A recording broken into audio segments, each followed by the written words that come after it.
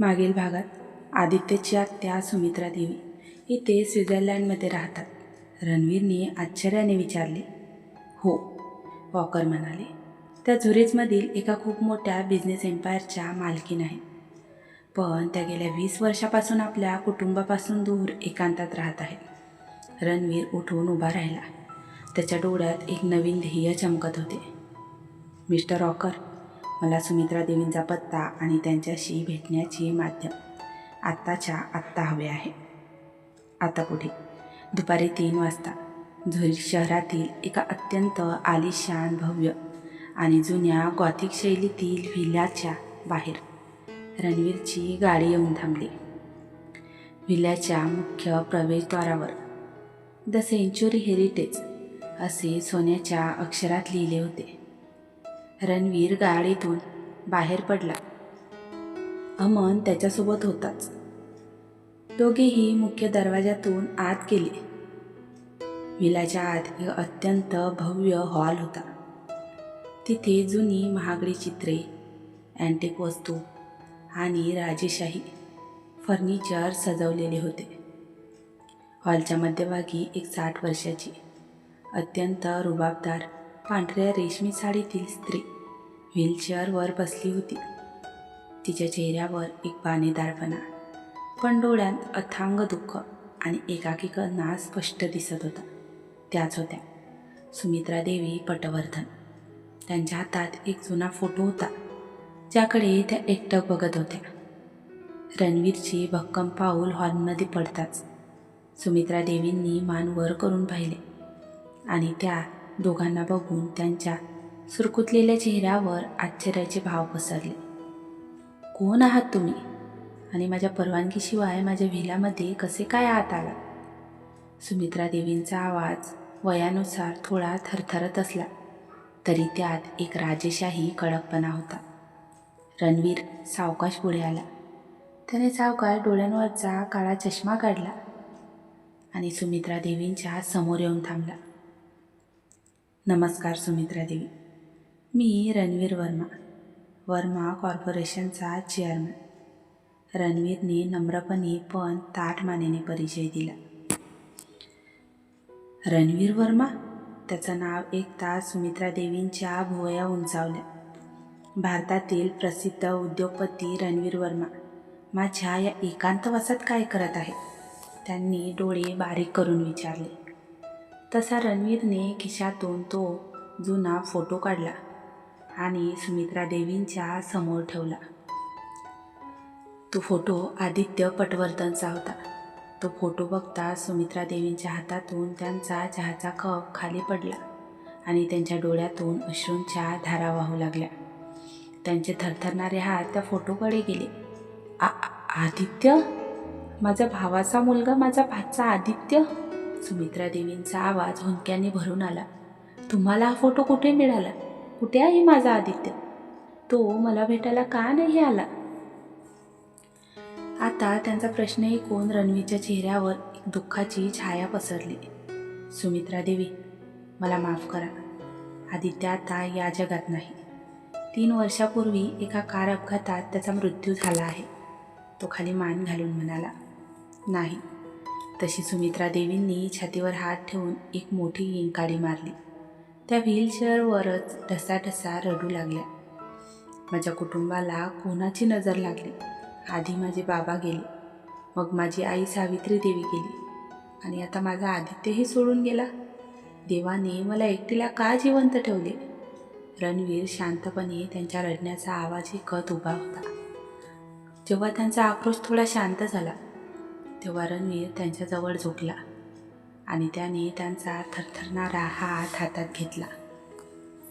सुमित्रा देवी, आदित्य जरी या जगात नसला तरी त्याची एक आठवण, त्याची बायको निया अजूनही जिवंत आहे, तो शांतपणे म्हणाला. तसे सुमित्रा देवींनी चटकन स्वतःचे डोळे पुसले आणि रणवीरकडे पाहिलं. आदित्यची बायको? निया? हो, रणवीर म्हणाला. आणि निया ही केवळ आदित्यची बायको नव्हती, तर ती आज माझी बायको आहे. मी तिच्याशी दुसरं लग्न केलं आहे. तिने तिच्या भूतकाळात प्रचंड हाल सोसले आहेत, तुमच्या आईने सावित्री देवींनी स्विस बँकेत आदित्यच्या नावे ठेवलेला 1000 कोटींचा ट्रस्ट आज नियाच्या नावे हस्तांतरित होणार आहे. हे ऐकून सुमित्रा देवी रणवीरकडे बघतच राहिल्या. त्यांचा श्वास रोखला गेला होता. तुम्ही रणवीर वर्मा असून एका अनाथ विधवा स्त्रीशी लग्न केले आणि तिला एवढा सन्मान दिला? त्यांनी अविश्वासाने विचारले. रणवीरचं बोलणे ऐकून सुमित्रा देवींच्या नजरेत त्याच्यासाठी प्रचंड आदर निर्माण झाला होता. निया अनाथ नाहीये सुमित्रा देवी, रणवीर अत्यंत प्रेमाने म्हणाला. ती माझी राणी आहे. मी तिला स्वित्झर्लंडमध्ये घेऊन आलो आहे आणि मला वाटते की तिला तिची खरी ओळख, तिचे हे राजघराणे आणि तिची ही आत्या भेटायला हवी. सुमित्रा देवींनी व्हीलचेअरवरून उठण्याचा प्रयत्न केला तसं पटकन रणवीरने त्यांना सावरले. सुमित्रा देवींनी रणवीरच्या कपाळावर हात ठेवून त्याला आशीर्वाद दिला. तू माणूस नाहीस रणवीर, तू देव माणूस आहेस. माझ्या आदित्यला जो न्याय मिळू शकला नाही तो तू नियाला दिलास. मला माझ्या मुलीला नियाला भेटायचे आहे. मला तिला उराशी धरून रडायचे आहे. त्यांचं बोलणं ऐकून रणवीरच्या ओठांवर एक तृप्त हसू पसरले. हो सुमित्रा देवी, आज संध्याकाळी याच विलामध्ये निया येईल, पण एका अटीवर. कसली अट? सुमित्रा देवींनी डोळे मिचकावत विचारले. नियाला अजून या 1000 कोटींच्या संपत्तीबद्दल किंवा तुमच्याबद्दल काहीही माहीत नाही. मला तिला एक मोठे सरप्राईज द्यायचे आहे.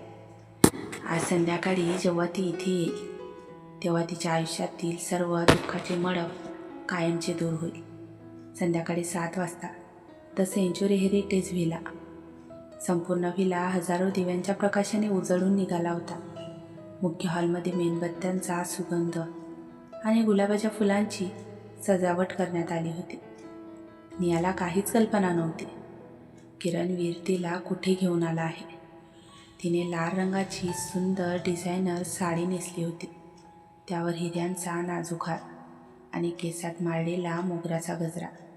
ती खरोखरच एखाद्या राजकन्येसारखी दिसत होती. गाडीतून उतरून जेव्हा नियाने त्या भव्य व्हिलाकडे पाहिले तेव्हा तिचे डोळे आश्चर्याने थक्क झाले. रणवीरजी, आपण कुठे आलो आहोत? हे कोणाचे घर आहे? तिने रणवीरचा हात घट्ट धरत विचारले. कल्याणी देवी आणि दोन्ही मुलेही त्यांच्यासोबत होते.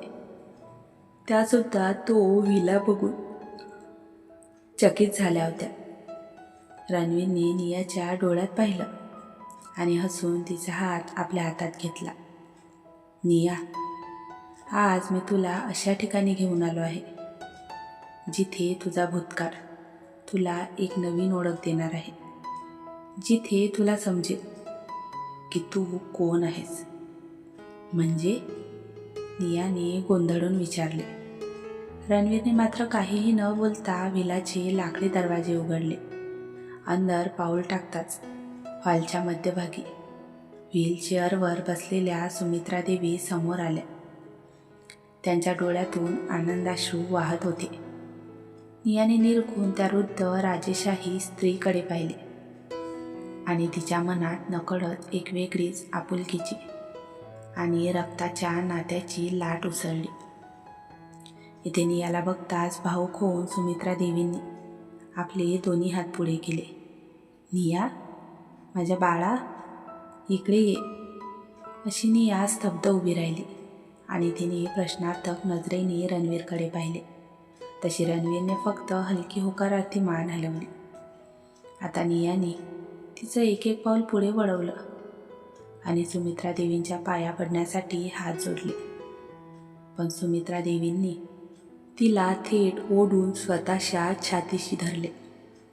माझी लेक, माझ्या आदित्यची सावली, माझ्या सावित्री देवींची कुललक्ष्मी. तिला जवळ धरून सुमित्रा देवी ढसाढसा रडू लागल्या. काय होत आहे नियाला काहीच कळत नव्हते. पण त्या वृद्ध स्त्रीच्या मिठीत तिला एक अथांग आईचे आणि आत्याचे प्रेम जाणवत होते. तुम्ही कोण आहात आई? नियाने गदगदल्या स्वरात विचारले. तसा रणवीर पुढे आला आणि त्याने नियाच्या खांद्यावर हात ठेवला. निया, या तुझ्या सासूबाईंच्या किंवा सुलोचनाबाईंच्या नात्यातल्या कोणी नाही. या तुझ्या कैलासवासी पतीच्या आदित्यच्या सख्या आत्या आहेत, सुमित्रा देवी पटवर्धन. ही ऐकून नियाच्या पायाखालची जमीनच आदरली. कल्याणी देवी धक्क्याने पुढे आल्या. आदित्यची आत्या? नियाच्या तोंडून शब्द बाहेर पडत नव्हते. रणवीरने सुमित्रा देवींच्या शेजारी असलेली ती 1000 कोटींच्या स्विस ट्रस्टची फाईल उघडली आणि नियाच्या हातात दिली. हो निया, आदित्य हा कोणा सामान्य कुटुंबातला मुलगा नव्हता. तो या पटवर्धन राजघराण्याचा एकमेव वारस होता. त्याची आजी सावित्री देवी यांनी स्वित्झर्लंडमध्ये त्याच्या नावे 1000 कोटी रुपयांचा हा रॉयल हेरिटेज ट्रस्ट तयार केला होता. आणि आदित्यच्या मृत्यूनंतर ह्या 1000 कोटींच्या संपत्तीची आणि या संपूर्ण राजेशाही विलाची एकमेव कायदेशीर मालकीण दुसरी कोणी नसून तू आहेस निया. आता नियाला पुन्हा एक धक्का बसला आणि त्या भव्य हॉलमध्ये आता भयंकर शांतता पसरली. नियाच्या हातातून ती फाईल खाली पडता पडता राहिली. तिचे डोळे आश्चर्याने, धक्क्याने आणि अविश्वासाने मोठे झाले होते. जिने आयुष्यात एका रुपयासाठी सासरचे बोलणे ऐकले, जिला भिकारी आणि अभागी म्हणून हाकलून दिले गेले, ती स्त्री आज 1000 कोटींच्या अथांग साम्राज्याची अधिकृत मालकीण होती. नियाने रणवीरकडे पाहिले. तिचे ओठ थरथरत होते. रणवीरजी, हे काय आहे? हे स्वप्न आहे का? ती थरथरत्या ओठांनीच बोलली. रणवीरने तिचे दोन्ही हात आपल्या हातात घेतले आणि तिच्या डोळ्यातील अश्रू पुसले. हे स्वप्न नाही निया, हे तुझे सत्य आहे. ज्या नियतीने तुझ्यावर अन्याय केला होता, त्याच नियतीने आज रणवीर वर्माला माध्यम बनवून तुला तुझा खरा हक्क आणि सन्मान परत मिळवून दिला आहे. सुमित्रा देवींनी नियाचा चेहरा प्रेमाने आपल्या दोन्ही हातात घेतला. हो निया, तू आता अनाथ नाहीस. हे सर्व तुझे आहे. आणि या रणवीर वर्माने, तुझ्या या नवऱ्याने तुला जो सन्मान दिला आहे, तो पाहून मला माझ्या बाबांची आठवण झाली आहे. रणवीर हा तुझ्या आयुष्यात आलेला प्रत्यक्ष परमेश्वर आहे. नियाने भावूक होऊन पटकन रणवीरच्या छातीवर डोके टेकवले आणि ती मोठ्याने रडू लागली. पण हे दुःखाचे नसून आनंदाचे अश्रू होते. भूतकाळातील प्रत्येक जखम, प्रत्येक अपमान आज या 1000 कोटींच्या संपत्तीपेक्षाही रणवीरच्या प्रेमाच्या ताकदीने धुवून निघाला होता. रणवीरने तिला घट्ट आवळून धरले आणि तिच्या केसांवर ओठ टेकवले. कल्याणी देवींच्या डोळ्यातूनही आनंदाश्रू घसरत होते. त्यांनी दोन्ही मुलांना जवळ घेतले. पण जेव्हा आनंद आणि वैभवाचे शिखर गाठले जाते, तेव्हा पडद्यामागून एक नवीन धोका हळूच डोकेवर वर काढतो. त्याचवेळी झुरिच शहराच्या एका गुप्त अंधाऱ्या गल्लीत असलेल्या हॉटेलमध्ये एका काळ्या सूटमधील माणसाने फोन लावला. त्याच्या हातात रणवीर आणि नियाचा स्वित्झर्लंडमधील गुप्त फोटो होता. हॅलो बॉस, तो माणूस फोनवर गुप्तपणे बोलत होता. तुम्ही जसं सांगितलं होतं तसंच घडलं आहे. रणवीर वर्माने नियाला सुमित्रा देवींकडे घेऊन जाऊन 1000 कोटींच्या स्विस ट्रस्टची फाईल उघडली आहे. फोनच्या दुसऱ्या बाजूने एक अत्यंत भयंकर, घोगरा आणि क्रूर हसण्याचा आवाज आला. व्हेरी गुड, फोनवरचा तो रहस्यमय व्यक्ती म्हणाला. रणवीर वर्माला वाटत असेल की त्याने नियाला तिची संपत्ती मिळवून दिली, पण त्याला हे माहीत नाही की त्या 1000 कोटींच्या ट्रस्टवर माझी 25 वर्षापासून नजर होती. आता नियाची स्वाक्षरी होताच मी त्या संपूर्ण संपत्तीवर ताबा मिळवेन आणि रणवीर वर्माला स्वित्झर्लंडच्या या बर्फातच कायमचा करून टाकेल. एवढं बोलून फोन कट झाला. तो रहस्यमय व्यक्ती दुसरा तिसरा कोणी नसून सावित्रा देवींच्या घराण्याचा एक जुना, गायब झालेला, अत्यंत घातक शत्रू होता. त्याचा संबंध थेट आदित्यच्या अपघाताशी होता. आदित्यची प्रसन्न सूर्यकिरण झुरिचच्या द सेंच्युरी हेरिटेज व्हिलाच्या मोठ्या खिडक्यांमधून आत सांडत होती. बेडरूममध्ये मऊ रेशमी पडदे वाऱ्याच्या लहरीवर हळूच हलत होते. या खिडकीजवळ उभी राहून गार्डनमध्ये उमललेली रंगबिरंगी फुले पाहत होती. तिने आज पर्पल कलरची सुंदर साडी नेसली होती. तेवढ्यात पाठीमागून रणवीर आला. त्याने अत्यंत हळूवारपणे नियाला आपल्या मिठीत घेतले. अजूनही विचार करतेस निया? रणवीरने तिच्या खांद्यावर हनवटी टेकवत अत्यंत मऊ स्वरात विचारले. तसे नियाने मागे वळून रणवीरच्या गळ्यात आपले हात टाकले. रणवीरजी, मला अजूनही या सगळ्यांवर विश्वास बसत नाही आहे. मला या संपत्तीची किंवा पैशांची मुळीच हवी नाही. मला फक्त तुमची साथ हवी आहे, ती प्रेमाने म्हणाली. रणवीरने हसून तिच्या कपाळावर ओठ टेकवले. मला माहीत आहे निया, पण जो तुझा हक्क आहे तो तिला मिळायलाच हवा. हा तुझ्या स्वाभिमानाचा विजय आहे. तो ओठ दुमडून बोलला. दोघांमधील हा प्रेमळ क्षण सुरू असतानाच कल्याणी देवी आणि सुमित्रा देवी हॉलमध्ये एकत्र आल्या होत्या. दोन्ही आजी मिळून लहानग्या अथर्व आणि आत्याचे कौतुक करत होत्या. रणवीर, निया, सुमित्रा देवींनी हाक मारली. आज दुपारी स्विस बँकेचे मुख्य अधिकारी मिस्टर वॉकर ह्या विलावर येणार आहे. नियाच्या स्वाक्षरीनंतर सर्व कायदेशीर प्रक्रिया पूर्ण होईल, त्या आनंदाने बोलल्या. हो आत्याजी, मी अमनला आधी सर्व तयारी करायला सांगितली आहे. रणवीरही हसून म्हणाला. पण या सर्व आनंदाच्या वातावरणामागे एक अत्यंत भयंकर कारस्थान शिजत होते.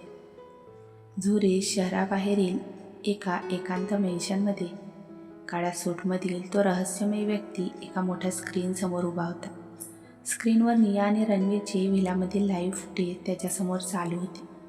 त्याच्या शेजारी उभा असलेला एक परदेशी गुंडा म्हणाला, बॉस, दुपारी 12 वाजता स्विस बँकेचे ट्रस्टी व्हिलावर जात आहेत. जर नियाने त्या कागदपत्रांवर सही केली तर 1000 कोटींचे फंड्स कायमचे तिच्या खात्यात जातील. त्याचं बोलणे ऐकून तो रहस्यमय व्यक्ती क्रूरपणे हसला. त्याच्या हातात एक जुनी पिस्तूल होती. निया त्या कागदपत्रांवर सही कधीच करू शकणार नाही. तो दात ओठ खात म्हणाला, 25 वर्षापूर्वीचा मी सावित्री देवींचा हा 1000 कोटींचा फंड लाटण्यासाठी आदित्यचा अपघात घडवून आणला होता. मला वाटले होते की तो मार्ग मोकळा झाला, पण हा रणवीर वर्मा मध्ये आला. आता या दोघांचाही काटा काढण्याची वेळ आली आहे. तुमचा काय प्लॅन आहे बॉस? गुंड्याने विचारले.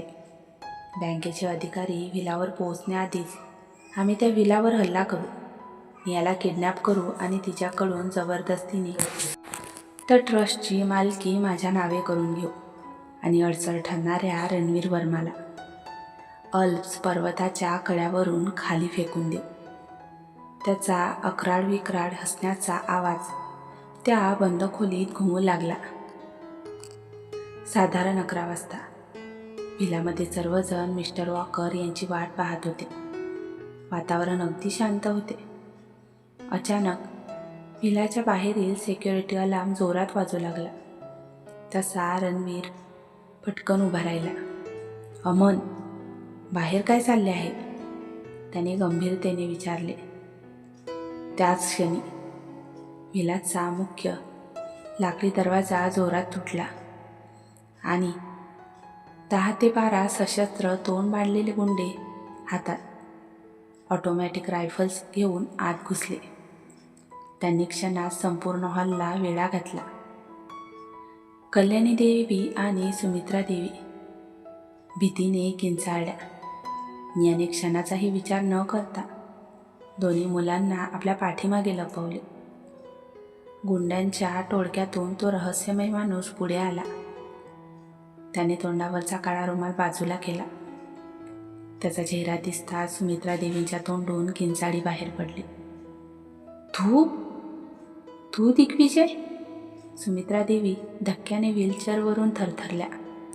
हो सुमित्रा देवी, तुमचा जुना काळोख आणि पटवर्धन घराण्याचा सर्वात मोठा शत्रू दिग्विजय पटवर्धन, तो क्रूरपणे ओरडला. दिग्विजय हा सावित्री देवींचा दत्तक भाऊ होता.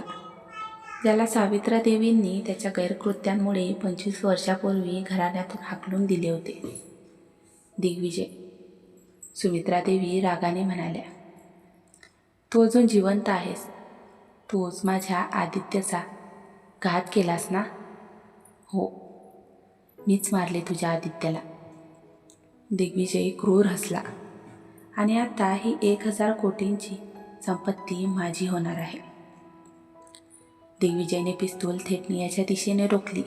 ए पोरी, गुपचूप त्या ट्रस्टच्या कागदपत्रांवर सही कर, नाहीतर तुझ्या या दोन्ही पोरांच्या छातीत गोळ्या घालीन. तशी नियाची छाती धडधडली, पण तिच्या डोळ्यात अजिबात भीती नव्हती. मी माझ्या नवऱ्याच्या रक्ताचा घोट घेणाऱ्या नराधमासमोर कधीच झुकणार नाही. तू नाही मानणार. दिग्विजयने ट्रिगरवर बोट ठेवले, पण त्या क्षणी रणवीर वर्मा सिंहासारखा मध्ये धावला. रणवीरने एकाच झटक्यात दिग्विजयचा हात वर केला. पिस्तूलमधून गोळी झाडली गेली आणि ती थेट छतावर लागली. रणवीरने दिग्विजयच्या जबड्यात एक सनसनीत ठोसा लगावला. तसा तो जमिनीवर कोसळला. आता हॉलमध्ये भयंकर धुमश्चक्री सुरू झाली. गुंड्यांनी रणवीरवर हल्ला केला. रणवीरने एकाच वेळी 3-4 गुंडांना लोळवले. अमननेही पुढे होऊन गुंडांना बडरणे सुरू केले. निया, आई आणि मुलांना घेऊन आतल्या गुप्त खोलीत जा. रणवीर ओरडला, पण दिग्विजयने जमिनीवरून उठून पुन्हा पिस्तूल उचलले आणि त्याने रणवीरच्या पाठीवर मागून एक भयंकर प्रहार केला. तसा तो खाली कोसळला आणि त्याच्या कपाळावरून रक्ताची धार वाहू लागली.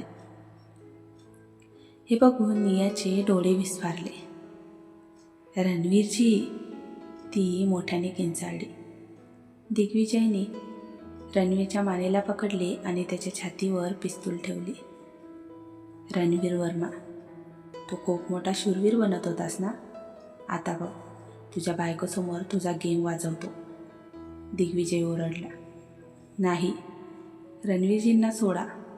नियाने बाजूला ठेवलेली एक जड पितळी समई उचलली आणि तिने पूर्ण ताकदीने दिग्विजयच्या डोक्यावर मारली. तसा दिग्विजय रक्ताने माखला आणि मागे हटला, पण तेवढ्यात बाहेरील गुंड्यांनी नियाला मागून घट्ट पकडले आणि तिच्या तोंडावर क्लोरोफॉर्मचा रुमाल ठेवला. तशी नियाची नजर हळूहळू अंधुक होऊ लागली. तिने निश्चित पडलेल्या रणवीरकडे पाहिले. रणवीरजी? दिग्विजयने दुखावलेल्या अवस्थेत नियाला उचलून बाहेरील व्हॅनमध्ये टाकले. या पोरीला अल्स पर्वतावरच्या आपल्या सिक्रेट कॅबिनमध्ये घेऊन चला आणि या रणवीर वर्माला इथेच मरू द्या.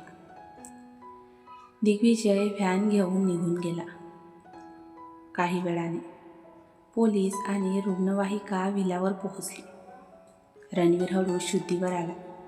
त्याच्या डोक्यातून रक्त वाहत होते, पण त्याच्या डोळ्यात फक्त आणि फक्त ज्वाला भडकत होत्या. निया? कुठे आहे निया? रणवीर धडपडत उठला आणि त्याने घाबरून विचारले. रणवीर, त्या दिग्विजयने नियाला किडनॅप केले आहे. तो तिला अल्स पर्वतावर घेऊन गेला आहे. कल्याणी देवी रडतच म्हणाल्या. रणवीरने कपाळावरचे रक्त हाताने पुसले. त्याच्या चेहऱ्यावर साक्षात महाकाल प्रकट झाला होता. अमन, गाडी काढ. रणवीरचा आवाज घोकरा आणि भयंकर गरजला.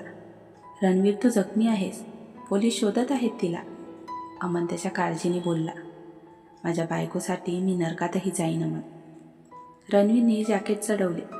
आज दिग्विजय पटवर्धनचा अंत माझ्याच हाताने होणार. बर्फाच्छादित अल्स पर्वताच्या दिशेने रणवीरची गाडी तुफान वेगाने धावू लागली. तर मित्रांनो, कथेचा आजचा भाग तुम्हाला कसा वाटला कमेंट करून नक्कीच सांगा. जर तुम्हाला कथा आवडत असेल तर कथेला लाईक आणि शेअरसुद्धा करा. तसेच चॅनलला सबस्क्राईब करायला विसरू नका. धन्यवाद.